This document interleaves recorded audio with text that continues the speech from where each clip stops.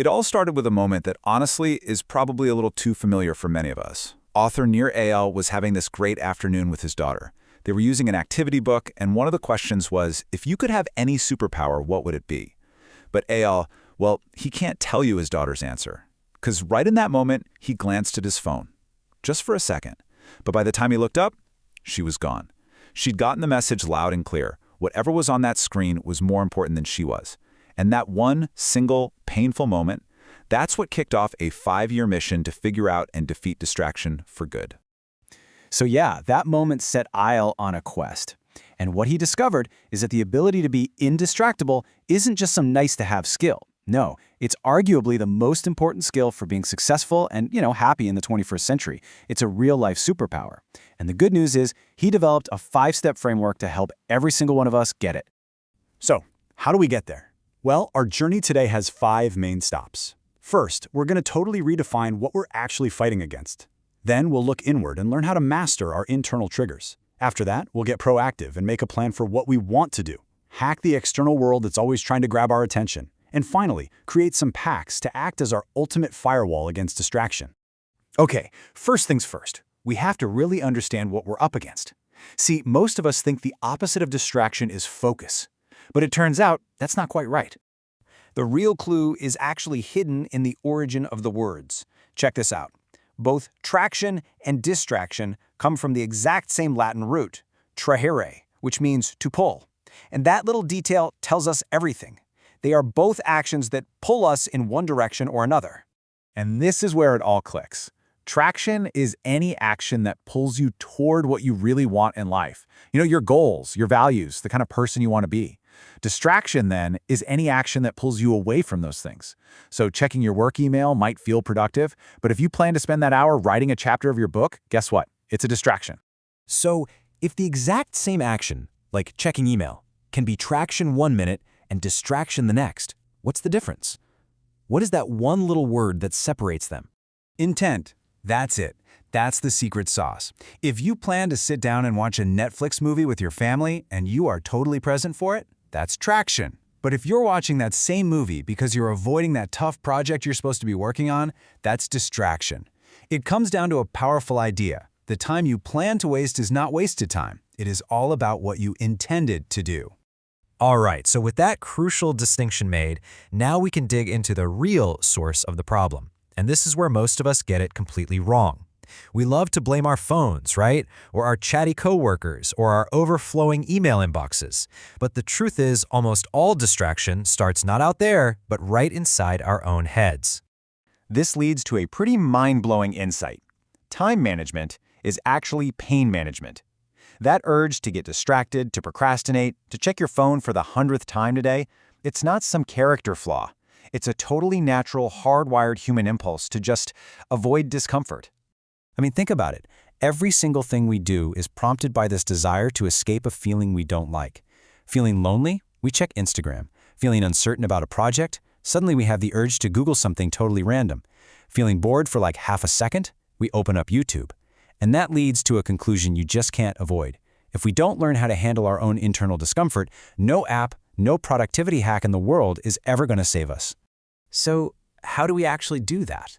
Well, one super effective technique is the 10-minute rule. The next time you feel that urge to get distracted, first, just notice it. Get curious about the feeling. Is it anxiety, restlessness, boredom? Then tell yourself, okay, I can absolutely give in to this distraction, just not right now, in 10 minutes. And for those 10 minutes, your only job is to just sit with that feeling. You kind of surf the urge like a wave. And what you'll find almost every single time is that by the time those 10 minutes are up, the urge has peaked and then just fizzled out. The feeling is past and you're totally free to get back to what you intended to do. Okay, so once we've learned how to manage our internal state, moving from defense to offense, the next step is to actually plan our day with that same intent. This is where we stop letting life happen to us and start deciding how we want to live it. And this brings us to a bit of a hard truth. You literally can't call something a distraction unless you know what it's distracting you from. If your day is just a big empty calendar, you've basically left the door wide open for other people's priorities and every random whim to completely take over your life. And that's exactly why those old school to-do lists so often fail us. They just become these long, guilt-inducing lists of outputs we haven't gotten to yet. The alternative is to switch our focus to scheduling our inputs. This technique is called time boxing. It's not about what you're going to finish, it's about the time you're going to put in. So you don't put finish report on your calendar. You schedule work on report from 9 a.m. to 11 a.m. You're just committing your time and attention, which are really the only things you have total control over. The real key here is to turn your values into time. Your calendar should be a perfect reflection of what actually matters to you. Yeah, that means scheduling time for focused, deep work. But it also means scheduling non-negotiable time for your relationships, like date night or time with the kids. And this is a big one, time for yourself. Seriously, schedule time to exercise, to read, to plan, or just to think. Because if it's not on the calendar, let's be honest, it probably doesn't exist. All right, we've managed our internal world, and we've planned our time with intention.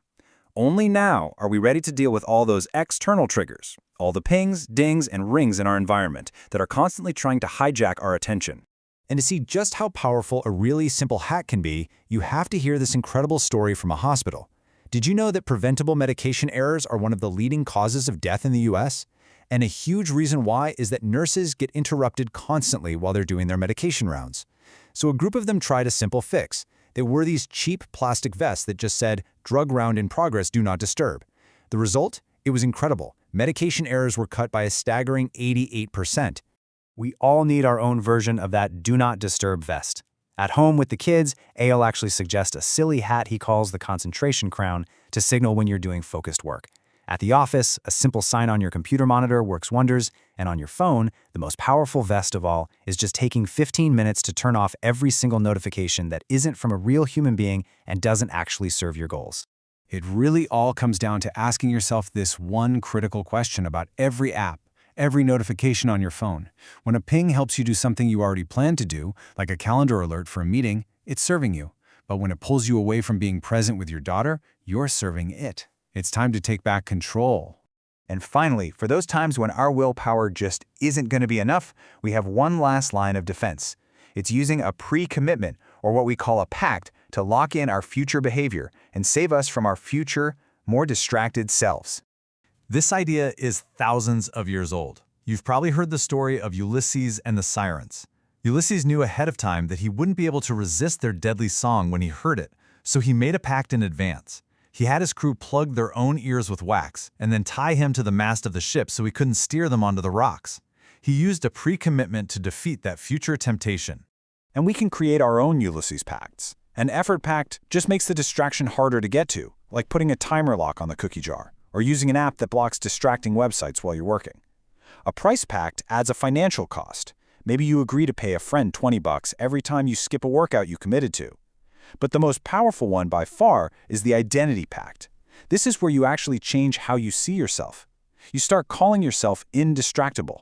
You tell people, "I'm the kind of person who doesn't check email after 6 p.m." This makes you way more likely to act in a way that lines up with that new identity. So the ultimate takeaway here is this. We are not powerless against distraction. Not at all. By mastering our internal triggers, by planning our time with intention, by hacking back all that external noise, and by making pacts to protect ourselves, we can absolutely take back control. We can get the best from our technology without letting it get the best of us. Because in this increasingly noisy world, the ability to control your attention and by doing that, choose your life, well, that truly is the superpower we all need.